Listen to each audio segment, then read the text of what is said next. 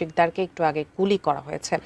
আশঙ্কাজনক অবস্থায় খুলনা মেডিকেলে নেওয়া হয়েছে। এ বিষয়ে বিস্তারিত জানতে খুলনা থেকে সরাসরি যুক্ত হচ্ছে মোহাম্মদ অসীমের সঙ্গে। অসীম, ইনকিলাব মঞ্চের হাদির ঘটনার সুরাহা হতে না হতেই ঠিক একই রকম ঘটনা, এনসিপির খুলনা বিভাগীয় প্রধান ও এনসিপির শ্রমিক শক্তির কেন্দ্রীয় নেতাকে গুলি করা হয়েছে। তার শারীরিক অবস্থা জানাবেন এবং আর বিস্তারিত আপনি কি কি জানতে পেরেছেন?